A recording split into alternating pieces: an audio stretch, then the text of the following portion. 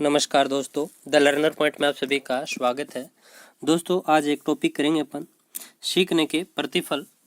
और एक प्रश्न दोस्तों निश्चित रूप से यहाँ से आएगा, मनोविज्ञान में भी आएगा, सामाजिक में भी आएगा, विज्ञान में भी आएगा। हर सब्जेक्ट में एक एक प्रश्न इसका आना है, क्योंकि सीखने के प्रतिफल अभी अपने एक टॉपिक लगा है। मनोविज्ञान में भी लास्ट में है दोस्तों, बाकी पर सब्जेक्ट में भी इसमें से प्रश्न आना है। तो देखिए, मैं सीखने के प्रतिफल है क्या, इसकी बैकग्राउंड से लेकर के आपको सीखने के प्रतिफल तक बताऊंगा क्या चीज़ है ये। तो देखिए दोस्तों, अंतर्राष्ट्रीय स्तर पर 1945 के अंदर 24 अक्टूबर 1945 की बात है। कब? 24 अक्टूबर 1945 को यूएनओ की स्थापना की गई, यूनाइटेड नेशनल ऑर्गेनाइजेशन, ठीक है, यानी संयुक्त राष्ट्र संघ की स्थापना की गई थी दोस्तों। और इसकी स्थापना क्यों की? इसलिए की गई कि जो द्वितीय विश्व युद्ध था दोस्तों, उसमें बहुत ज़्यादा जनधन की हानि हुई थी और अंतर्राष्ट्रीय शांति बनाए रखने के लिए यूएनओ की स्थापना की गई। अब देखिए दोस्तों, द्वितीय विश्व युद्ध के अंदर जैसे अभी कोरोना के अंदर सबसे ज़्यादा नुकसान किसका हुआ? बच्चों का हुआ। बच्चों की पढ़ाई बहुत ज़्यादा टफ हो गई। वैसे ही दोस्तों द्वितीय विश्व युद्ध से सबसे ज़्यादा दोस्तों हानि हुई थी बच्चों को। और बच्चे ही देश के क्या होते हैं? भविष्य होते हैं। बच्चे देश के क्या होते हैं? भविष्य होते हैं। इसके लिए एक संगठन की स्थापना की यूएनओ ने की। किसने? यूएनओ ने। यूनिसेफ इसकी फुल फॉर्म है दोस्तों, संयुक्त राष्ट्र बाल कोष। इसकी स्थापना की 1946 में, क्योंकि दोस्तों बच्चे हैं वो हर देश के भविष्य है और बच्चों के ऊपर ही निर्भर करता है आगे का विकास, आगे का डेवलपमेंट। तो पूरा का पूरा विकास किस पे निर्भर है? बच्चों पे निर्भर है, बच्चों पर निर्भर है। इसके लिए यूनिसेफ ऑर्गेनाइजेशन की स्थापना की थी यूएनओ ने 1946 के अंदर। पूरा नाम है संयुक्त राष्ट्र बाल कोष। आपसे पूछा जा सकता है सीधा प्रश्न। अब देखिए दोस्तों, ये जो यूनिसेफ है इसका महत्वपूर्ण लक्ष्य क्या था? यानी यूनिसेफ को स्थापित करने का यूएनओ का लक्ष्य क्या था? सतत विकास, यानी जो सतत विकास है उसको बनाए रखना। और दोस्तों जो सतत विकास है उसके 17 लक्ष्य रखे गए। कितने? 17 लक्ष्य रखे गए। उनमें से दोस्तों शिक्षा का जो लक्ष्य है वो लक्ष्य नंबर था 4। कितने नंबर था? 4 नंबर। सीधा प्रश्न पूछा जा सकता है, कोई बड़ी बात नहीं है। और दोस्तों शिक्षा का लक्ष्य नंबर 4 था और इसका महत्वपूर्ण उद्देश्य क्या था? सार्वभौमिक गुणवत्तापूर्ण शिक्षा। ये दोस्तों शिक्षा का लक्ष्य नंबर 4, इसका उद्देश्य था सार्वभौमिक गुणवत्तापूर्ण शिक्षा। तो यहाँ तक आपके कहानी पूरी की पूरी समझ में आ गई होगी कि द्वितीय विश्व युद्ध के बाद यूएनओ की स्थापना की 1945 के अंदर। यूएनओ जो संगठन था उसने बच्चों के लिए एक संगठन की स्थापना की जिसका नाम था यूनिसेफ, और उसकी स्थापना हुई थी 1946 के अंदर, ठीक है। और दोस्तों यूएनओ का उद्देश्य क्या था यूनिसेफ को स्थापित करने का? सतत विकास। यानी जब बच्चे पढ़ेंगे, बच्चों की शिक्षा अच्छी होगी, बच्चों का विकास होगा तो देश का विकास अपने आप ही होगा। तो सतत विकास, और सतत विकास के लक्ष्य कितने रखे? 17 रखे। और उनमें से चौथा लक्ष्य था दोस्तों शिक्षा वाला। और शिक्षा कैसी हो? शिक्षा हो गुणवत्तापूर्ण। कैसी शिक्षा हो? गुणवत्तापूर्ण शिक्षा हो। इसके लिए दोस्तों भारत में क्या प्रयास किए गए? भारत में देखिए दोस्तों, भारत के अंदर एमएचआरडी की स्थापना की गई दोस्तों। एमएचआरडी की स्थापना की गई 1985 के अंदर। कब की गई? 1985 में। ये अभी पीछे दोस्तों इसमें राजस्थान पुलिस में प्रश्न पूछा गया था और मेरा सही हो गया। क्यों हो गया? क्योंकि ये छठी या 7वीं क्लास में दे रखा है एनसीईआरटी के अंदर, तो ऐसे प्रश्न वहाँ मिल जाते हैं अपन को उन्हीं किताबों में से। तो 1985 में स्थापना हुई थी एमएचआरडी की। अभी दोस्तों एमएचआरडी है 1920 में। इस संस्था को समाप्त करके नया नाम दे दिया है एमई, शिक्षा मंत्रालय। क्या नाम दे दिया है? शिक्षा मंत्रालय, एमई। देखिए दोस्तों शिक्षा मंत्रालय कहाँ पर? एमई, ठीक है, शिक्षा मंत्रालय। फिर देखिए दोस्तों एक संस्था है अपने एनसीईआरटी का मुख्यालय कहाँ पर है? दिल्ली में है। और एनसीईआरटी का मुख्यालय दिल्ली के अंदर। आपको एनसीईआरटी की फुल फॉर्म भी पता होनी चाहिए। फिर देखिए आरएससीईआरटी, ये संस्था कहाँ पर है? तो ये उदयपुर के अंदर है, राजस्थान में। जैसे केंद्र में एनसीईआरटी संस्था है, वैसे ही अपने राजस्थान में आरएससीईआरटी संस्था है। यानी जो शिक्षा मंत्रालय है उसके नीचे काम कौन सी संस्था करती है? सेंटर में एनसीईआरटी करती है। जो पूरा का पूरा माध्यमिक स्तर तक का ये सिस्टम है वो पूरा का पूरा एनसीईआरटी देखती है। और जो राज्य के अंदर है वो अलग अलग राज्यों की अपनी अपनी संस्थाएं हैं। अपने राजस्थान में है RSCERT उदयपुर, किताबों के ऊपर लिखा आएगा दोस्तों, अपने जो माध्यमिक शिक्षा बोर्ड की किताबें है ना उनमें RSCERT उदयपुर। ठीक है, तो ये दोनों संस्थाएं आप ध्यान में रखना। अब देखिए दोस्तों नेक्स्ट, RT 2009 के अंदर 6 से 14 वर्ष तक के बालकों को गुणात्मक शिक्षा दी जाए, इसका जिक्र किया गया है। फिर देखिए दोस्तों, राजस्थान में गुणवत्तापूर्ण शिक्षा कार्यक्रम चलाया गया SIQE, यानी राजस्थान में गुणवत्ता शिक्षा कार्यक्रम, जिसकी शॉर्ट फॉर्म है दोस्तों SIQE। ठीक है, तो ये गुणवत्तापूर्ण शिक्षा क्यों भारत में शुरू की गई है, क्या रीजन है इसके पीछे? क्योंकि दोस्तों यहाँ पर जो यूनिसेफ जो संस्था है उसका उद्देश्य क्या था? गुणवत्तापूर्ण शिक्षा, सार्वभौमिक गुणवत्तापूर्ण शिक्षा। इसलिए दोस्तों अपना जो राजस्थान स्टेट है उसने भी राजस्थान में गुणवत्ता शिक्षा कार्यक्रम शुरुआत किया था, अभी भी चल रहा है दोस्तों। अब ये कार्यक्रम है, इसके अंदर दोस्तों क्या क्या चीजें आती है तो देख लीजिए। SIQE यानी राजस्थान गुणवत्तापूर्ण शिक्षा, कक्षा 1 से 5 तक, कक्षा 1 से 5 तक चलाया दोस्तों राजस्थान ने। ABL यानी गतिविधि आधारित अधिगम, CCP यानी बाल केंद्रित शिक्षण, CCE सतत एवं व्यापक मूल्यांकन। ये अपनी शिक्षण विधियों में यहीं से तो प्रश्न आते हैं, इन्हीं चीजों में से। तो ABL यानी गतिविधि आधारित अधिगम, यानी आप जो पाठ्यक्रम है सिलेबस पूरा करवा रहे हो वो तो करवा ही रहे हो, उसके साथ साथ अन्य गतिविधियों में भी बालकों का सर्वांगीण विकास होना चाहिए। CCP यानी बाल केंद्रित शिक्षा, इसीलिए तो आपको बाल मनोविज्ञान पढ़ाया जा रहा है, शिक्षा मनोविज्ञान नहीं पढ़ाया जा रहा आपको। रीट के लिए आपको बाल मनोविज्ञान पढ़ाया जा रहा है। शिक्षा मनोविज्ञान 2nd ग्रेड में पढ़ाया जाता है, शिक्षा मनोविज्ञान 1st ग्रेड में पढ़ाया जाता है, लेकिन बाल मनोविज्ञान है वो आपको 1 से 8 तक के बच्चों का यदि आपको अध्ययन करवाना है तो आपको बाल मनोविज्ञान का अच्छा ज्ञान होना चाहिए। तो बाल केंद्रित शिक्षा, इसीलिए अपने चाइल्ड डेवलपमेंट पेडागोजी लगती है। फिर देखिए CCE सतत एवं व्यापक मूल्यांकन। अब देखिए दोस्तों नेक्स्ट देखिए, जो गुणवत्तापूर्ण शिक्षा है उसका अध्ययन करने के लिए एक संस्था, देखिए जो यूनिसेफ संस्था है और इधर अपने भारत में NCERT संस्था है, इन दोनों ने मिलकर के एक सर्वे किया अभी 2017 में कि जो गुणवत्तापूर्ण शिक्षा है वो मतलब कहाँ तक हम इसके अंदर स्थान पा पाए हैं, कहाँ तक हम इसके अंदर आगे पहुंच पाए हैं, यानी गुणवत्तापूर्ण शिक्षा है उसके अपन किस स्तर के ऊपर है। तो ये अध्ययन करना था। उद्देश्य किसका था? यूनिसेफ और NCERT दोनों संस्थाओं ने मिलकर के ये अध्ययन किया अपने भारत के अंदर। तो एक नेशनल अचीवमेंट सर्वे किया गया, NAS। कौन सा सर्वे? NAS, नेशनल अचीवमेंट सर्वे। किस किस ने मिलकर किया? एक तो यूनिसेफ के मैं बारे में बता चुका आपको, एक NCERT, इन दोनों ने मिलकर के 2017 में NAS सर्वे किया था, यानी राष्ट्रीय उपलब्धि सर्वेक्षण था कि भारत जो राष्ट्र है उसमें गुणवत्तापूर्ण शिक्षा है वो किस पायदान पर है, कौन सा स्टेट है वो किस पायदान पर है, कहाँ पर गुणवत्तापूर्ण शिक्षा दी जा रही है, कहाँ पर गुणवत्तापूर्ण शिक्षा नहीं दी जा रही है।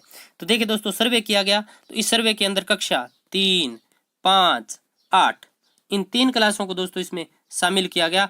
और टेस्ट कैसा था दोस्तों? कक्षावार और विषयवार टेस्ट रखा गया। रैंडमली टेस्ट था दोस्तों, मतलब हर बच्चे का टेस्ट तो कैसे लिया जाएगा, लेकिन रैंडमली टेस्ट लिया गया, मतलब सभी स्टेटों में लिया गया लेकिन रैंडमली था, कोई स्कूलों में लिए गए टेस्ट।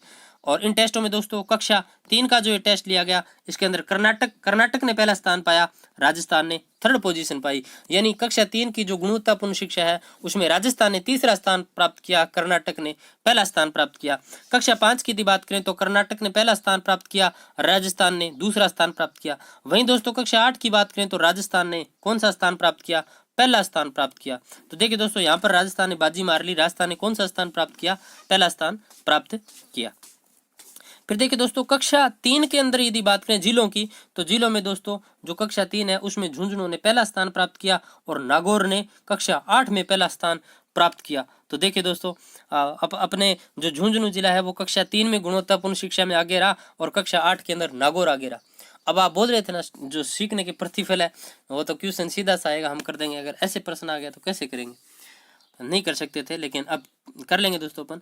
नेक्स्ट देखिए LOS यानी सीखने के प्रतिफल, लर्निंग आउटकम्स। ठीक है, अब देखिए दोस्तों, ये क्या है, इसका आधार, सीखने के प्रतिफल का आधार क्या है, तो देखिए NAS 2017 यानी नेशनल अचीवमेंट सर्वे 2017 सीखने के प्रतिफल का आधार है। यानी उसके बाद सीखने के प्रतिफल नाम की एक बुक लगा दी गई अपने पूरे के पूरे जिलों के अंदर, राजस्थान के अंदर जितने भी स्कूल है 8 तक के, उनमें सीखने के प्रतिफल नाम की किताब लगा दी सरकार ने।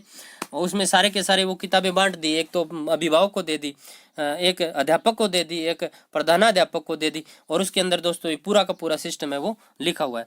तो इसका आधार क्या था सीखने के प्रतिफल का, तो NAS नेशनल अचीवमेंट सर्वे 2017 पीछे जिक्र कर लिया। और सीखने के प्रतिफल लागू कब हुए, तो 2017-18 में लागू हुए, विषयवार और कक्षावार। इसका उद्देश्य क्या, तो कौशल व दक्षता प्राप्त करना यानी विशिष्ट ज्ञान देना सीखने के प्रतिफल का उद्देश्य। अब देखिए LOS क्या है, तो देखिए दोस्तों, निश्चित मापदंड के आधार पर सीखने का आंकलन करना LOS है।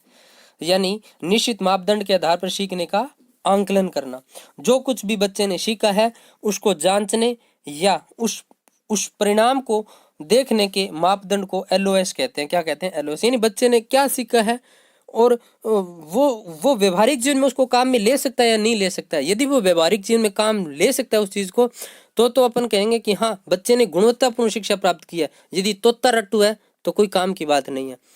समझ रहे हो आप, तोता रट्टू का मतलब वो उस चीज को अप्लाई नहीं कर पा रहा है, तो फिर वो ज्ञान क्या काम का है। यदि उस ज्ञान को व्यवहारिक जीवन में काम में ले सकता है, मतलब क्या हुआ है, अपन को सीखने के प्रतिफल है, उसके उद्देश्य की हमारी पूर्ति हुई है। ठीक है, सीखने के प्रतिफल की आवश्यकता क्यों है, तो देखिए गुणवत्ता पूर्ण शिक्षा सुनिश्चित करने हेतु, राष्ट्रीय स्तर की शैक्षिक आकांक्षाओं की क्रियान्विति हेतु, आयु अनुरूप अपेक्षित स्तर कौशल विकास को सुनिश्चित करने हेतु, यानी आयु के अनुरूप और बालकों के कौशल जो विकास है, कौशल कौन कौन से, सुनना, बोलना, पढ़ना, लिखना, ये तो कौशल है। इन कौशलों में आयु के अनुरूप इन कौशलों को मतलब इनमें सुनिश्चितता प्राप्त करना, शैक्षिक उद्देश्य प्राप्ति की जांच हेतु, राज्य को राष्ट्रीय स्तर पर उच्च स्तर प्रदान करने हेतु।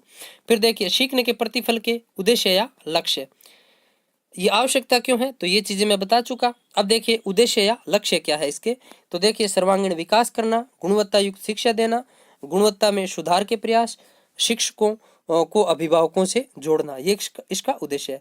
फिर है सीखने के प्रतिफल की विशेषताएं क्या क्या है, तो देख लीजिए सीखने के प्रतिफल की विशेषताएं, विषय प्रवेश या विषय का परिचय, पाठ्यचर्या की अपेक्षाएं, सीखने की प्रक्रिया, चेक पॉइंट, व्यक्तिगत भिन्नता के अनुरूप सीखने के अवसर, एक से अधिक सिखाने की प्रक्रिया का प्रयोग, स्पाइरल जुड़ाव होना चाहिए यानी अंतःक्रियात्मक, बालक का संपूर्ण विकास का लक्ष्य, शिक्षक, प्रशिक्षक, अभिभावक, संरक्षक, अधिकारी आदि को शामिल इसमें किया गया है। सीखने सिखाने की प्रक्रिया एक निरंतर चलने वाली प्रक्रिया है यानी CCE।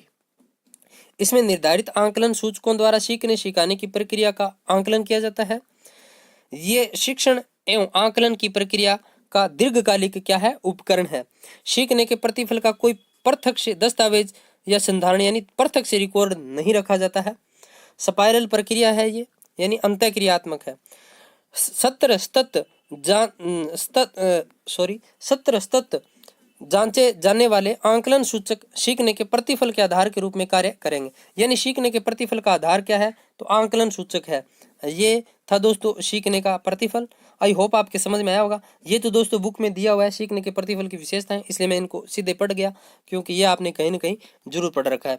तो ये मैंने दोस्तों कलाम वाले सर से मैंने सीखा था, तो मैंने सोचा आपको भी ये मैं शेयर कर दूं। तो आई होप दोस्तों आपको ये अच्छा लगा होगा और समझ में भी आया है कि सीखने के प्रतिफल होते क्या है। तो मिलते हैं फिर कभी ऐसी कोई वीडियो में। बाकी तैयारी दोस्तों अपनी जारी रखो।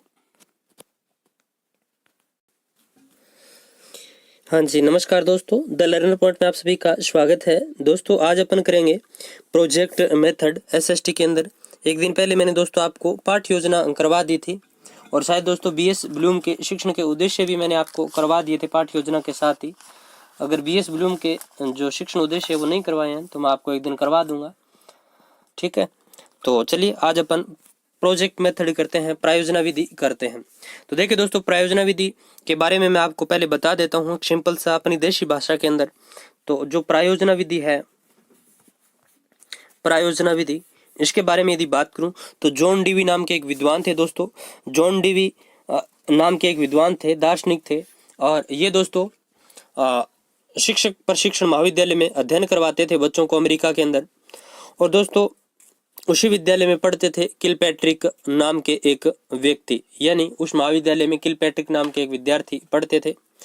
जॉन डीवी महोदय ने वहां पर अपने द्वारा एक कार्य किया गया था दोस्तों, मुर्गी पालन से संबंधित, और उस कार्य में दोस्तों उन्होंने योजना बनाकर कार्य किया, तो कहा जाता है कि उनको उसमें फायदा हुआ था पोल्ट्री फार्म में।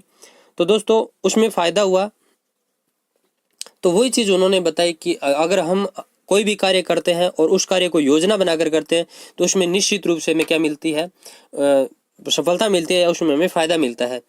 जैसे दोस्तों मैं आपको बताऊं, हम 7 दिन में ऐसे सोच लें कि 7 दिन के अंदर मुझे ये कार्य करना है और इस क्रम में करना है और मुझे ऐसे करना है। ये यदि हम उस कार्य को उसी रूप में वैसे ही करते हैं तो निश्चित रूप से हमें उसमें क्या मिलता है, फायदा मिलता है। तो ये दोस्तों सबसे पहले मेरे बताने का मतलब यही था, इतनी कहानी इसलिए बताई कि जो प्रायोजना विधि है उसका विचार किसने दिया था, तो जॉन डीवी ने दिया था। किसने? जॉन डीवी ने दिया था। बाद में दोस्तों किलपैट्रिक महोदय ने इस बात को सुना तो दोस्तों बाद में जब किलपैट्रिक महोदय पीएचडी कर रहे थे, यानी जब शोध पत्र अपना बना रहे थे, तो उन्होंने दोस्तों अपनी हाइपोथेसिस या जो थीसिस थी, थीसिस के अंदर दोस्तों उन्होंने अपना जो उपकल्पना बनाई थी या जो थीसिस जिस सब्जेक्ट पे बनाई जाती है उसमें दोस्तों उन्होंने प्रोजेक्ट मेथड है इसी के ऊपर कार्य किया था। ठीक है, तो प्रोजेक्ट मेथड उन्होंने दी थी दोस्तों, किलपैट्रिक ने। विचार दिया था जॉन डीवी ने। तो पूछ लिया आपसे कि विचार किसने दिया, जॉन डीवी ने, और प्रायोजना विधि के जनक कौन है, तो किलपैट्रिक है। तो ये चीज आपकी समझ में आ गई होगी। अब देखिए प्रायोजना विधि से अभिप्राय योजना बनाकर कार्य करने से है। सबसे पहले अमेरिका में जॉन डीवी ने एक मुर्गी पालन केंद्र की व्यवस्था का अध्ययन किया और पाया कि योजना बनाकर किया गया कार्य सुनिश्चित रूप से सफलता का परिणाम देता है। इन्होंने अपने विचार की शिक्षण प्रक्रिया से जुड़े हुए अपने विद्यार्थियों को प्रदान किया और सुझाया कि यदि एक शिक्षक भी कोई योजना बनाकर कार्य करता है तो सुनिश्चित रूप से न सिर्फ स्वयं की सफलता को प्राप्त करता है बल्कि अपने विद्यार्थियों को भी अच्छे परिणाम तक ले जा सकता है। और दोस्तों ये जो मैं आपको करवा रहा हूँ ये आर.के. वैष्णव सर से मैंने पढ़ी थी, वही है ये जो शिक्षण विधि है। तो देखिए यानी कोई भी कार्य अपन दोस्तों योजना बनाकर करते हैं तो उसमें क्या मिलती है, सफलता मिलती है। जॉन डीवी के विचारों का प्रभाव उनके शिष्य किलपैट्रिक पर पड़ा। किस पे? किलपैट्रिक पर पड़ा। और उन्होंने दोस्तों 1918 में अपने शोध पत्र द प्रोजेक्ट मेथड में प्रायोजना कार्य के विचार को प्रस्तुत किया और शिक्षा में स्थापित करने का श्रेय दिया। तो दोस्तों वेरी वेरी इंपॉर्टेंट है, 2 प्रश्न बन गए यहाँ पर। विचार दिया किसने था, तो जॉन डीवी ने दिया था, और इसको अप्लाई किसने किया था, तो किलपैट्रिक महोदय ने किया था। किलपैट्रिक महोदय का शोध पत्र कौन सा था, द प्रोजेक्ट मेथड। कब? 1918। फिर देखिए इसकी परिभाषा देखते हैं दोस्तों। किलपैट्रिक ने क्या दी थी, किलपैट्रिक ने क्या दी थी प्रायोजना विधि की परिभाषा। देखिए पूर्ण सामाजिक वातावरण में संपन्न होने वाली एक उद्देश्यपूर्ण क्रिया क्या है, प्रायोजना है। तो एक उद्देश्यपूर्ण क्रिया प्रायोजना, एक उद्देश्यपूर्ण क्रिया प्रायोजना है। किसने कहा था, किलपैट्रिक ने कहा था। किसने कहा था, किलपैट्रिक ने कहा था। इसके अलावा दोस्तों 2 परिभाषाएं और हैं, वो परिभाषाएं कौन कौन सी है, एक तो है स्टीवेंस की, किसकी, स्टीवेंसन, और एक है बेलार्ड की, वो भी आपको मैं बता देता हूं यहाँ पर, बेलार्ड, वो भी दोनों इंपॉर्टेंट है। उद्देश्यपूर्ण कार्य है, ये किसने कहा था, तो किलपैट्रिक ने कहा था। उद्देश्यपूर्ण कार्य किलपैट्रिक ने कहा था। स्टीवेंस महोदय ने क्या कहा था दोस्तों, कि प्रोजेक्ट एक समस्या मूलक कार्य है। क्या है, समस्या मूलक कार्य, ये कहा था स्टीवेंसन। तो आपको स्टीवेंसन को दोस्तों सटी टेंशन पढ़ना है। क्या पढ़ना है, स्टी टेंशन पढ़ना है। और टेंशन कब आती है, जब हमारी समस्या आती है। तो स्टीवेंसन को आपको टेंशन पढ़ना है। क्या पढ़ना है, टेंशन पढ़ना है। तो स्टीवेंसन को दोस्तों आपको टेंशन पढ़ना है, टेंशन पढ़ना है। स्टीवेंसन टेंशन, स्टीवेंसन टेंशन एक जैसा। टेंशन कब आती है, जब समस्या आती है। आपको दोस्तों मैं लिंक करवा गया परिभाषा से। देखिए स्टीवेंसन महोदय ने कहा था प्रोजेक्ट एक समस्या मूलक कार्य है जो अपनी स्वाभाविक परिस्थिति या नैसर्गिक परिस्थिति में पूरा किया जाता है। दोस्तों नैसर्गिक का मतलब होता है स्वाभाविक ही होता है, नैसर्गिक का मतलब क्या होता है, नेचुरल, स्वाभाविक होता है। बेलार्ड ने क्या कहा था दोस्तों, बेलार्ड महोदय ने कहा था प्रोजेक्ट वास्तविक जीवन का एक छोटा सा भाग है। तो बेलार्ड ने क्या कहा था, प्रोजेक्ट वास्तविक जीवन का एक क्या है, छोटा सा भाग है जिसे विद्यालय में लाया गया है। तो ये कहा था बेलार्ड ने। तो दोस्तों मैं बेलार्ड से एक चीज को लिंक कर रहा हूं आपको। विद्यालय के अंदर आपने बेल देखी होगी दोस्तों, बेल मैं घंटी की बात कर रहा हूँ दोस्तों। जब हमारे पीरियड चेंज होते थे तब घंटी बजती थी, टन टन टन टन।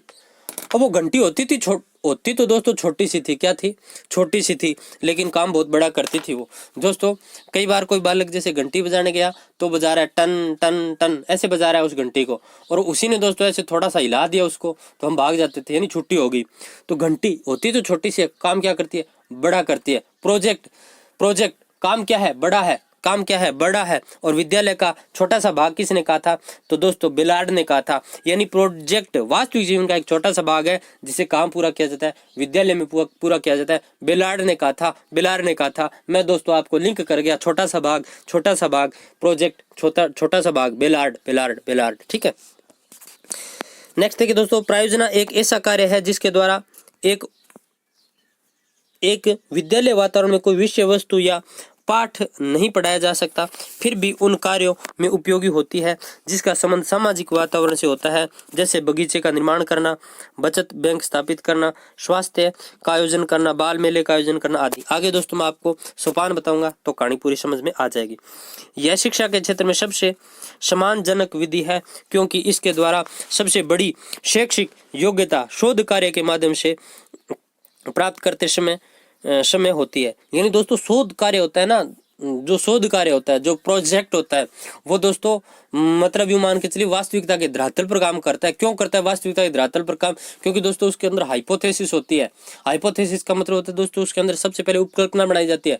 उपकल्पना बनाने के बाद दोस्तों अंत में उपकल्पना की पुष्टि की जाती है, हाइपोथेसिस की पुष्टि की जाती है, ठीक है।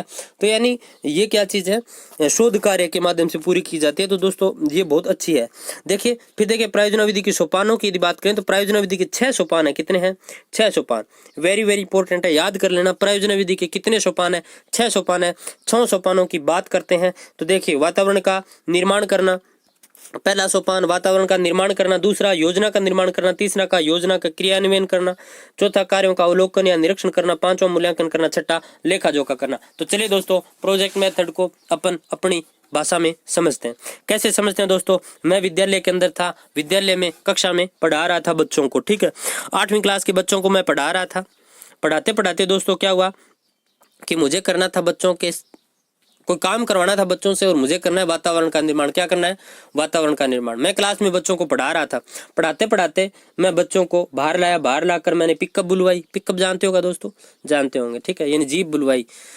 उसके अंदर बच्चों को बैठाया, बैठा करके दोस्तों मैं ले गया नौर राम सुखदास पार्क में। ले जा करके दोस्तों मैंने वहां पर क्या दिखाया, बच्चों को पेड़ पौधे दिखाए, बगीचे दिखाए। शाम तक मैंने बच्चों को उसमें खिलाया, बगीचे के अंदर पूरे दिन बच्चों को बगीचे के अंदर खिलाया दोस्तों।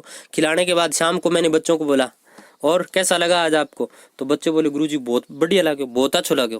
यानी मैंने दोस्तों जो काम करना था वो यहाँ से शुरू कर दिया, यानी वातावरण का मैंने क्या कर दिया, निर्माण कर दिया।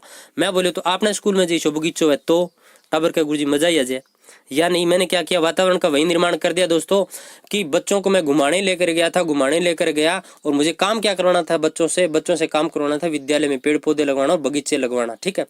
तो दोस्तों मैंने वातावरण का निर्माण कर लिया। बच्चों को बोला कि आज आपको कैसा लगा, बच्चे बोले बहुत अच्छा लगा सर, बहुत अच्छा लगा। तो हम ऐसा कार्य अपने विद्यालय में करें तो बोले बहुत ही अच्छा हो जाएगा सर, हम रोज ही झूला झूलेंगे, हम रोज ही खेलेंगे दोस्त, रोज ही खेलेंगे और बगीचे के अंदर खूब मस्ती करेंगे।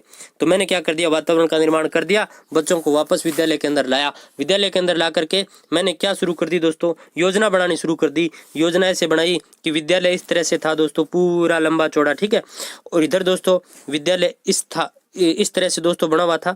यानी विद्यालय का स्वरूप दोस्तों कौन सी श्रेणी का होता है, ई श्रेणी का होता है। कौन सी श्रेणी का, या तो होता है ई श्रेणी का होता है, या दोस्तों यू आकार का, इस तरह से होता है यू आकार का। इसी तरह 2 श्रेणियां होती है विद्यालय की। तो देखिए दोस्तों फिर सोचा कि इधर तो है खेल का मैदान है विद्यालय के अंदर, इधर अपन बगीचे का निर्माण कर लेते हैं। तो टाबर बोले हाँ गुरुजी इले पास ठीक है, बढ़िया है, कोई दिक्कत को नहीं। अट्ठा आप पेड़ पौधा लगा देगा, अट्ठा पाई सावा गैलरी सी राख देगा, अटकर मतलब सड़क सी राख देगा, भी अट्ठा बगीचो बन जाएगा अपना। चारों मेर कर पेड़ पौधा लगा देगा, बीच में बगीचो बना देगा। योजना का निर्माण कर लिया, स्थान निर्धारित कर लिया, ये योजना बना रहे हैं। उसके बाद हम क्या करेंगे, एक दोस्तों चेकलिस्ट बनाऊंगा मैं। क्या बनाऊंगा, चेकलिस्ट बनाऊंगा। अब मैं क्या करूंगा, क्लास के अंदर 25 बच्चे हैं, 25 बच्चों के मैंने नाम लिख दिए। 25 बच्चों के नाम लिख करके उन बच्चों को ऐसे बोल दिया कि ये तो लेके आएगा, कस्सी लेकर आएगा, ये कुल्हाड़ी लेकर आएगा, ये बाल्टी लेकर आएंगे, ये बट्ठड़, ठीक है, इंतासड़ी बोलते हैं दोस्तों, वो लेकर आएंगे। ठीक है, तो इस तरह से मैंने बच्चों को मतलब एक क्या बना ली, योजना बना ली पूरी की पूरी। इतने विद्यालय के अंदर जैसे पौधे आएंगे, इतने पौधों का खर्च होगा, ये पूरी की पूरी मैंने क्या कर ली, योजना का निर्माण कर लिया। ठीक है, ये पूरा का पूरा मैंने करने के बाद चेकलिस्ट बना ली। चेकलिस्ट बनाने के बाद जो बालक थे हट्टे कट्टे यानी पुष्ट बालक थे, वो बालक कस्सी लेकर आ गए। थोड़े उनसे थोड़े कमजोर थे, वो बाल्टी लेकर आ गए। और जो तेज तराट थे उनको बोल दिया आप क्या करोगे, निरीक्षण करोगे। क्या करोगे, निरीक्षण करोगे। और थोड़े और स्मार्ट बच्चे थे, उनको बोल दिया आप पौधे लगाओगे, क्योंकि दोस्तों पौधे लगाने में थोड़ी कला की जरूरत होती है। तो इस तरह से मैंने क्या कर ली, योजना बना ली। फिर क्या किया, मैंने योजना का क्रियान्वयन कर दिया। क्या कर दिया, क्रियान्वयन कर दिया। बच्चे खुशी खुशी काम कर रहे हैं। हालांकि वो बगीचा कब बढ़ेगा, कब पेड़ पौधे बड़े होंगे, 8वीं क्लास वाले बच्चे तो चले जाएंगे, क्योंकि मेरा स्कूल तो उच्च प्राथमिक है। क्या है, उच्च प्राथमिक है। वो तो 9th क्लास में किसी और विद्यालय में चले जाएंगे, लेकिन फिर भी बच्चे कर रहे हैं, फिर भी बच्चे काम कर रहे हैं। फिर देखो योजना का क्या किया, क्रियान्वयन किया। उसके बाद क्या हुआ, कार्यों का अवलोकन और निरीक्षण किया। मैं भी कर रहा हूँ कार्यों का अवलोकन निरीक्षण, और बच्चे भी जिनको मैंने मॉनिटरिंग करने के लिए रखा है वो भी उस चीज़ का क्या कर रहे हैं, अवलोकन और निरीक्षण कर रहे हैं। बाद में मैंने क्या किया, लास्ट में मूल्यांकन किया उस चीज़ का। मूल्यांकन करने के पश्चात बाद में पूरा का पूरा कार्य हो गया। फिर मैंने किया लेखा जोखा, यानी रिपोर्ट बनाई कि हाँ इतने पौधे लग गए, हमारा जो बगीचा है वो तैयार हो गया, इतना खर्चा है, ये सारी चीज़ें ऐसे ऐसे आई। ठीक है, बाद में दोस्तों जिन बच्चों ने बगीचे में अच्छा कार्य किया, मतलब बगीचा निर्माण में, बाद में उनको आगे जो भी 15 अगस्त 26 जनवरी जो भी आएगी वहाँ पर उन बच्चों को सम्मानित भी किया जाएगा। बाद में बड़े हो जाएंगे तो वो बच्चे देखेंगे कि ये बगीचा हमने लगाया था। तो ये था दोस्तों लेखा जोखा या रिपोर्ट। तो ये प्रयोजना विधि के दोस्तों 6 सोपान थे। आई होप आपके समझ में आ गए, इसीलिए मैंने आपको कहानी बताई थी। जिंदगी में दोस्तों आप प्रयोजना विधि के सोपान नहीं भूलोगे, ये गारंटी है मेरी। नेक्स्ट देखिए प्रयोजना विधि के उद्देश्य। उद्देश्यों की बात करूं तो देखिए दोस्तों, मनोवैज्ञानिक एवं वैज्ञानिक दृष्टिकोण प्रदान करना ये प्रयोजना विधि का मुख्य उद्देश्य है। फिर देखिए दोस्तों, लर्निंग बाय डूइंग यानी करके सीखना प्रयोजना विधि का मुख्य उद्देश्य है। इसमें दोस्तों करके सीखते हैं, रट्टा रूटा कुछ नहीं लगता, बालक काम करके सीखता है। ठीक है, तो करके सीखना प्रयोजना विधि का महत्वपूर्ण सोपान है। लर्निंग बाय एक्सपीरियंस, ये अनुभव के द्वारा सीखते हैं, अनुभव करके सीखते हैं। वहां पर बालकों ने क्या क्या अनुभव किया दोस्तों, और अपनी लाइफ में उस चीज को वो काम में भी लेंगे। फिर है अवलोकन करते हुए सीखना, यानी कुछ बालक है वो दूसरों को देखकर भी सीख रहे हैं। वहां पर मुझे मतलब मान के चलिए जो काम नहीं आ रहा वो दूसरे बालक को आ रहा है, मैं उस दूसरे को देख करके वहां पर सीख रहा हूँ। एक बालक में पूर्ण सामाजिक दृष्टिकोण पैदा होता है। यानी दोस्तों सामाजिक दृष्टिकोण पैदा क्यों होता है, सहयोग की प्रवृत्ति आती है, एक दूसरे के साथ मिलकर काम करते हैं। ठीक है, कोई बालक कमजोर लग रहा है तो दूसरा भाग कर जाता है कि चल तेरू बाल्टी को नहीं उठाई जाए, मैं उठा लूंगा। ठीक है, तो ये है मतलब पूर्ण सामाजिक दृष्टिकोण का विकास होता है यहाँ पर। प्रतिभागियों में सहकारिता, सहयोग, सद्भावना जैसे दृष्टिकोणों का विकास होता है। ठीक है, बालकों में समस्या समाधान के गुणों का विकास होता है। ठीक है, फिर देखिए चिंतन और तर्क का विकास होता है। चिंतन तर्क का विकास कैसे हुआ दोस्तों, देखिए चिंतन की शुरुआत कब होती है, जब बालकों के सामने क्या आती है, समस्या आती है। और चिंतन का समाधान कब होता है, जब समस्या का समाधान होता है। तो देखिए दोस्तों चिंतन समस्या हमारे सामने आई, समस्या आते ही हमारे क्या हो गया, चिंतन शुरू हो गया। क्या शुरू हो गया, चिंतन शुरू हो गया। और चिंतन शांत कब हुआ हमारा, जब हमारे विद्यालय में क्या हो गया, बगीचे का निर्माण हो गया। ठीक है, फिर देखिए निश्चित परिणामों की दिशा में सकारात्मक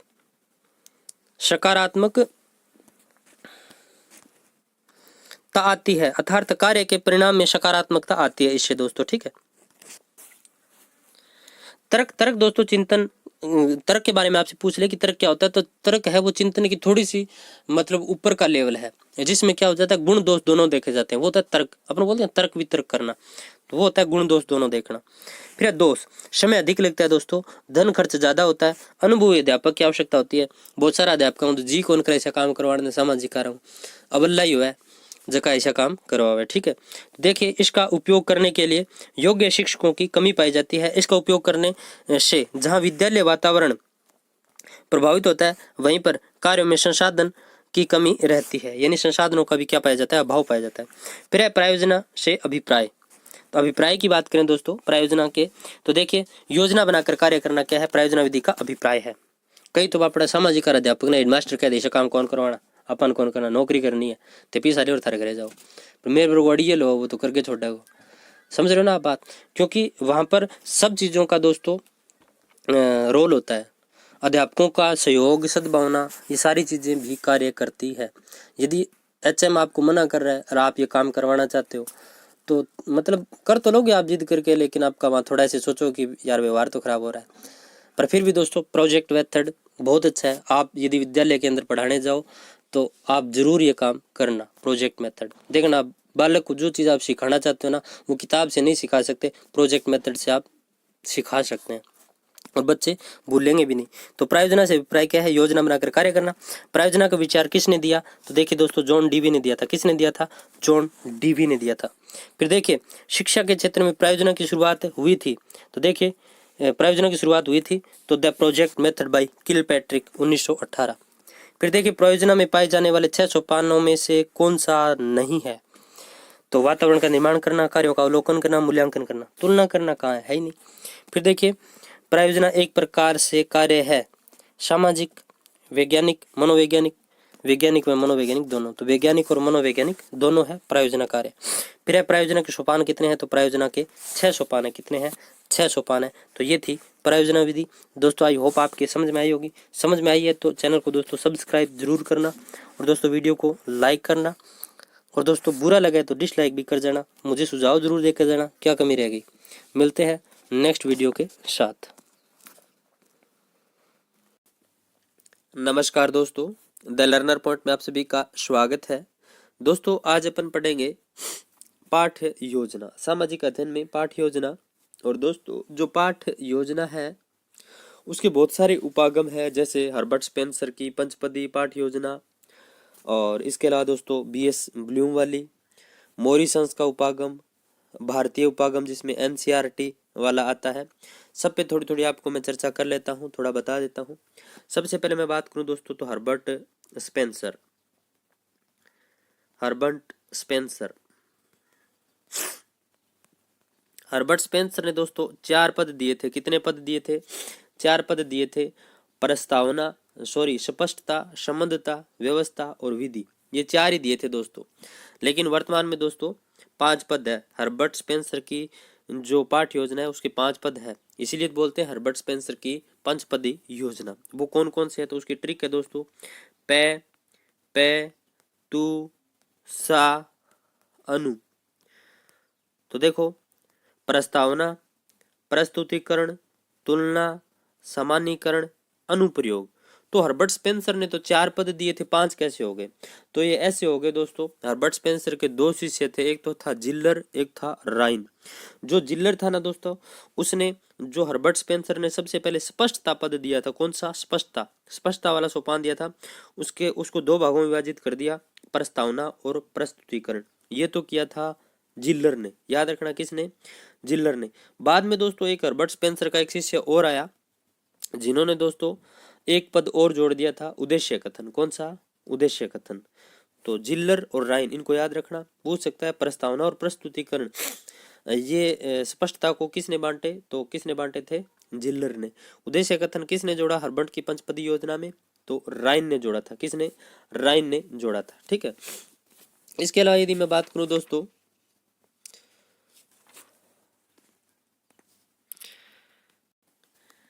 इसके अलावा यदि मैं बात करूं दोस्तों तो योजना विधि है उसका प्रतिपादन किलपैट्रिक महोदय ने किया था। हालांकि अपने जो वर्तमान में पाठ योजना का निर्माण किया जाता है वो हर्बर्ट की पंचपदी योजना के आधार पर ही किया जाता है, लेकिन फिर भी मैं आपको अन्य से भी रूबरू करवा देता हूँ। जो किलपैट्रिक है उन्होंने योजना विधि का जो है वो निर्माण किया था, और जो योजना विधि है या प्रयोजना विधि है उसका विचार किसके दिमाग में आया? जॉन डीवी के। और जनक कौन है? तो किलपैट्रिक, याद रखना। और उसके सोपानों की यदि बात करूं दोस्तों तो सोपान भी आप ध्यान में रखना, परिस्थिति उत्पन्न करना, योजना का चुनाव, योजना की रूपरेखा, और इसके अलावा दोस्तों योजना का क्रियान्वयन करना, कार्यों का लेखा जोखा करना। ठीक है, जो भी आपके पास संबंधित पुस्तक है उसमें अलग भी दोस्तों हिंदी में थोड़ा अलग हो सकता है, बाकी यही है। ठीक है। फिर दोस्तों बीएस ब्लूम की यदि बात करूं तो दोस्तों इन्होंने एक ट्राइंगल बनाकर त्रिपदी व्यवस्था दी थी। कौन सी? त्रिपदी व्यवस्था, जिसमें शैक्षिक उद्देश्य बताए थे, उन्हें अधिगम अनुभव बताए थे, व्यवहारगत परिवर्तन बताए थे। तो ये चीज भी आपको ध्यान में रखनी है। ठीक है। इसके बाद दोस्तों यदि बात करें तो मॉरिसस ने दोस्तों कौन सा उपागम दिया था? तो चक्रीय उपागम दिया था। कौन सा? चक्रीय उपागम दिया था मॉरिसस ने। और इस उपागम को दोस्तों अपन इकाई विधि भी बोलते हैं। क्या बोलते हैं? इकाई विधि, मोरिसंस। ठीक है। इसके अलावा दोस्तों एनसीईआरटी की जो पाठ्य योजना है उसके अंदर दोस्तों 3 चीजें बताई थी, इनपुट, प्रोसेस और आउटपुट। तो उनके ऊपर अपन चर्चा नहीं करेंगे। अपन हरबंट की पंचपदी योजना है वो अपने पाठ्य योजना के अंतर्गत लगती है। उसके मैंने आपको सोपान बताए, वो आप ध्यान में रखना। ठीक है। पै पै तू सा अनु। ठीक है। अब चलिए अपन बात करते हैं कि प्रश्न कहाँ से उठेगा। तो प्रश्न देखिए दोस्तों यहाँ से उठेगा। देखिए इधर तो दे रखे हैं शिक्षण के उद्देश्य पाठ्य योजना के, इधर दे रखे हैं व्यवहारगत परिवर्तन। वो दोस्तों सीधा का सीधा दे देता है। जैसे उठा लिया उसने पुनः स्मरण संबंधित है तो वो ऐसे दे देगा ज्ञानात्मक, अवबोधात्मक, ठीक है, तुलनात्मक। ये किससे संबंधित है?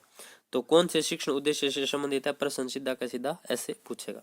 तो देखिए ज्ञानात्मक जो उद्देश्य है उससे बालक के व्यवहार में क्या क्या परिवर्तन आते हैं।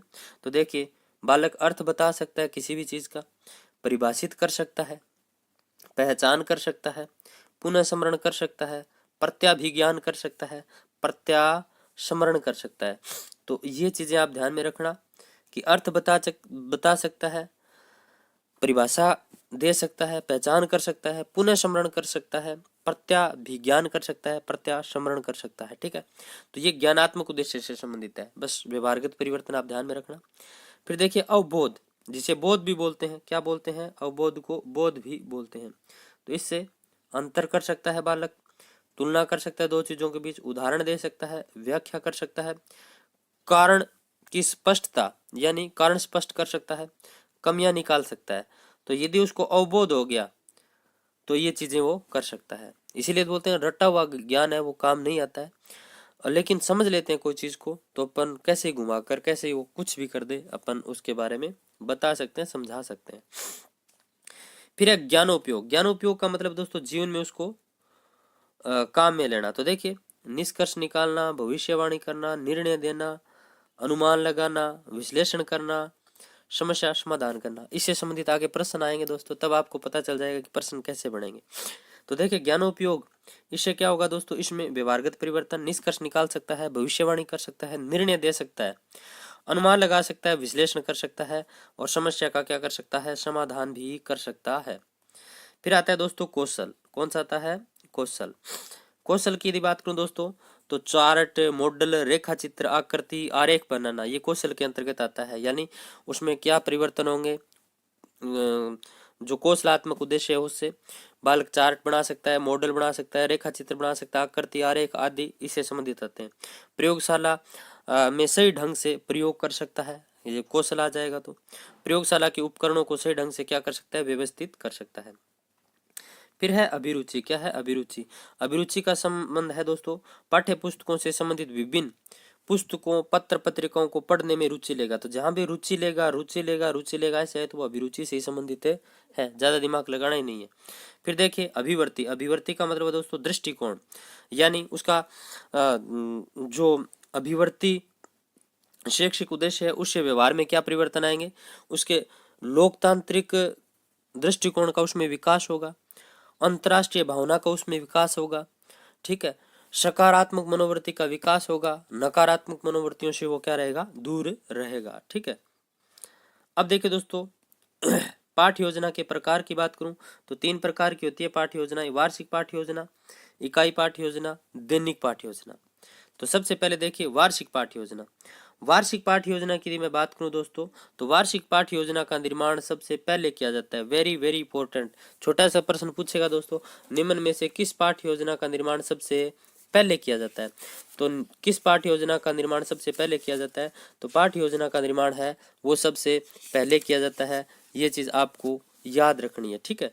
वार्षिक पाठ्य योजना है, इसका निर्माण सबसे पहले किया जाता है। ठीक है।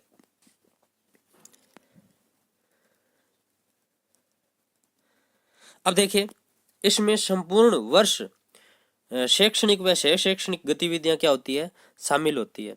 यानी पूरे साल की शैक्षणिक और शैक्षणिक गतिविधियां क्या होती है? इसके अंतर्गत शामिल होती है। और वार्षिक पाठ्य योजना दोस्तों पाठ्यक्रम का विभाजन इसमें मासिक विभाजन किया जाता है। क्या किया जाता है? मासिक विभाजन किया जाता है पाठ्यक्रम का। और शैक्षिक और सह शैक्षणिक दोनों प्रकार की गतिविधियां आती है इसके अंतर्गत। सह शैक्षणिक जैसे कोई खेल का आयोजन करवाना है, कोई कार्यक्रम का आयोजन करवाना है, ये सारी की सारी चीजें। कब अपन को टेस्ट कंडक्ट करवाने हैं, कितना अपन को पाठ्यक्रम करवाना है, ठीक है, वो सारा का सारा प्रोसेस आता है वार्षिक पाठ्य योजना के अंतर्गत। फिर आती है इकाई पाठ्य योजना। इकाई पाठ्य योजना का प्रतिपादन किसने किया? मॉरिसंस ने किया था। किसने? मॉरिसंस ने किया था। मैं ऊपर बता चुका, इकाई पाठ्य योजना का निर्माण किसने किया था? मॉरिसंस ने किया था।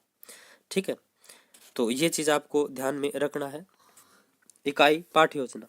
और वैसे दोस्तों इसकी हिस्ट्री में जाएं, डिटेल में जाएं, तो इकाई जो पाठ्य योजना है इसका प्रवर्तक या नहीं, प्रवर्तक किसको माना जाता है? तो हर्बर्ट स्पेंसर को माना जाता है, लेकिन इसका विकास किया था मॉरिसंस ने। लेकिन वो इतना घुमाकर आपसे प्रश्न पूछेगा नहीं, वो उत्तर में आपको दोस्तों मॉरिसंस ही देगा। तो इकाई पाठ्य योजना मॉरिसंस से संबंधित है, यह आपको ध्यान में रखना है। ठीक है, इसमें दोस्तों क्या किया जाता है? पाठ्य वस्तु को क्रमबद्ध ढंग से पढ़ाने के लिए नवीन पाठ्य योजना बनाई जाती है। क्या बनाई जाती है? नवीन। ठीक है, और इसका संबंध दोस्तों इसमें संपूर्ण अधिगम निहित रहता है। क्या रहता है? इसमें अधिगम की संपूर्णता होती है। तो ये याद रखना, अधिगम की क्या होती है? संपूर्णता इसके अंतर्गत निहित होती है। ये बात आपको ध्यान में रखनी है। और इकाई पाठ्य योजना को दोस्तों आधार प्रदान करने का कार्य कौन करती है? तो वार्षिक पाठ्य योजना करती है। कौन करती है? वार्षिक पाठ्य योजना आधार प्रदान करने का कार्य करती है। इकाई का मतलब हो गया दोस्तों छोटे छोटे टुकड़ों में बांट लेना। जो पाठ्यक्रम है उसको छोटे छोटे टुकड़ों में बांट लेना, यही है इकाई पाठ्य योजना। बस आपको इतना ही ध्यान रखना है, ज्यादा दिमाग नहीं लगाना। तो इकाई पाठ्य योजना में अध्यापक द्वारा संपूर्ण पाठ्यक्रम को कई छोटी छोटी इकाइयों में क्या कर लिया जाता है? बांट लिया जाता है। फिर देखिए दोस्तों दैनिक पाठ्य योजना। दैनिक पाठ्य योजना दोस्तों डेली डायरी अपन बनाते थे, उसको दोस्तों दैनिक पाठ्य योजना कहते हैं। और जो दैनिक पाठ्य योजना है इसको आधार प्रदान करने का कार्य कौन करती है? इकाई पाठ्य योजना। कौन करती है? इकाई पाठ्य योजना करती है। ये चीज आप ध्यान में रखना। और दैनिक पाठ्य योजना की शुरुआत किससे मानी जाती है दोस्तों? तो प्रस्तावना से की जाती है। याद रखना, दैनिक पाठ्य योजना की शुरुआत किससे होती है? तो प्रस्तावना से होती है। किससे होती है? प्रस्तावना से होती है। वेरी वेरी इंपॉर्टेंट है, ये चीज आप ध्यान में रखना। अब चलिए दोस्तों प्रश्न देख लेते हैं। देखिए, पाठ्य योजना का प्रतिपादन किसने किया? तो हर्बर्ट स्पेंसर ने किया था। और इन्होंने कौन कौन से दोस्तों पद दिए थे? तो पंचपदी में कौन कौन से? पै पैतु सा अनु, प्रस्तावना, प्रस्तुतिकरण, तुलना, समानीकरण, अनुप्रयोग। ज्यादा दिमाग मत लगाना, ठीक है। नेक्स्ट देखिए, पाठ्य योजना मनोविज्ञान के किस सिद्धांत पर आधारित है? तो गेस्टाल्ट मनोविज्ञान या विचारधारा के ऊपर आधारित है। पाठ्य योजना निर्माण किस पर आधारित है? गेस्टाल्ट मनोविज्ञान। फिर देखिए, कौन, क्या, कब, कहाँ, ये किससे संबंधित है? तो अब आपके समझ में आ रहा होगा, व्यवहारगत परिवर्तन। और इधर मैंने शैक्षणिक उद्देश्य दे रखा था, तो बोधात्मक से संबंधित है। किससे संबंधित है? बोधात्मक। कौन, क्या, कब, कहाँ। चलिए एक बार दिखा देता हूं, अवबोध हो जाएगा। तो देखिए, इसमें क्या कर पाएगा? वो अंतर कर पाएगा, तुलना कर पाएगा, उदाहरण दे पाएगा, व्याख्या कर पाएगा, कारण स्पष्ट कर पाएगा। तो देखिए, कौन, क्या, कब, क्यों, कैसे, तो ये क्या है? कारण स्पष्ट कर पाएगा। तो इसके अंतर्गत वो बोध वाला आ जाएगा। ठीक है, तो आई होप आपके ये समझ में आया है। अब देखिए नेक्स्ट, एक बालक जैन व बौद्ध धर्म में अंतर स्पष्ट कर पाएगा। तो अभी बता कर आया हूं, अवबोध में क्या आता है? अंतर स्पष्ट करना आता है। तो अंतर स्पष्ट करना अवबोध से संबंधित है। नेक्स्ट देखिए, एक बालक आकाश में घने बादलों के आधार पर यह अनुमान लगाता है कि शाम तक बारिश हो सकती है, इस उद्देश्य की पूर्ति हो सकती है। तो दिमाग क्यों लगाना अपन को? एक पर्टिकुलर शब्द पकड़ो ना, अनुमान लगाना। अनुमान लगाना, तो देखिए अनुमान लगाना अपन यहाँ पर देख कर आए थे। देखिए, अनुमान लगाना, अनुमान लगाना मतलब किससे संबंधित? तो सिद्धि से सिद्धि, ज्ञानो उपयोग से संबंधित। फिर है, एक बालक सुंदर चार्ट, मॉडल, आकृति बना सकता है। बालक के किस उद्देश्य की पूर्ति हो रही है? तो बता कर आया था ना मैं, चार्ट बनाना, मॉडल बनाना, आकृति बनाना। तो चलिए दिखा देता हूँ, ये लीजिए, चार्ट, मॉडल, रेखा चित्र, आकृति बनाना, प्रयोगशाला को सही ढंग से प्रयोग करना। बस दिमाग लगाना ही नहीं, कौशल से संबंधित है। किससे? कौशल से। फिर एक बालक विभिन्न प्रकार के सामाजिक सांस्कृतिक संगठनों के कार्यक्रमों में भाग लेता है। बालक में किस शैक्षिक उद्देश्य की पूर्ति हो रही है? तो देखिए, बालक किस में भाग ले रहा है? सामाजिक सांस्कृतिक कार्यक्रमों में भाग ले रहा है। तो वो सामाजिक सांस्कृतिक कार्यक्रमों में भाग ले रहे हैं, तो इतना तो दिमाग है अपने कि उनमें भाग ले रहे हैं, मतलब क्या है, उसकी उसमें रुचि है। अरे अपन छोटे छोटे थे तो स्टेज पर कभी जाते थे क्या, डांस में गानों में नहीं जाते थे, क्यों? क्योंकि अपनी रुचि नहीं थी। और जिन बालकों की रुचि होती थी वो पहले हाथ खड़ा कर देते थे कि सर मैं होऊंगा डांस में, सर मैं होऊंगा संगीत में, ठीक है। क्यों? क्योंकि उनकी उसमें क्या है, रुचि। तो किससे संबंधित है? अभिरुचि। और मैंने आपको बोला था ना, रुचि पकड़ लेना बस, रुचि मतलब अभिरुचि। अब देखिए, पाठ्य योजना की आत्मा किसे कहते हैं? तो प्रस्तुतिकरण को कहते हैं पाठ्य योजना की आत्मा। बोला था ना, पै तू सा अनु। फिर देखिए, पाठ्य योजना के किस चरण का संबंध बालक के पूर्व ज्ञान से होता है? तो प्रस्तावना का होता है। फिर सामाजिक अध्ययन में सबसे पहले किस पाठ्य योजना का निर्माण किया जाता है? तो सामाजिक अध्ययन में सबसे पहले वार्षिक पाठ्य योजना का निर्माण किया जाता है। किसका? वार्षिक पाठ्य योजना का निर्माण किया जाता है। फिर है शैक्षिक शिक्षण पाठ्य योजना में पाठ्य योजना है। तो याद रखना, शिक्षण पाठ्य योजना में पाठ्य योजना है। तो देखिए, शिक्षण प्रक्रिया में पाठ्य योजना क्या है? साधन है। क्या है? साधन है। दोस्तों, दोस्त का फोन आ रहा है, आप परेशान मत करना बेचारे को। तो देखिए, शिक्षण प्रक्रिया में पाठ्य योजना क्या है? साधन है। क्या है? साधन है। तो आई होप आज की क्लास आपको अच्छी लगी होगी। अच्छी लगी तो लाइक करना, वीडियो को ज़्यादा से ज़्यादा शेयर करना।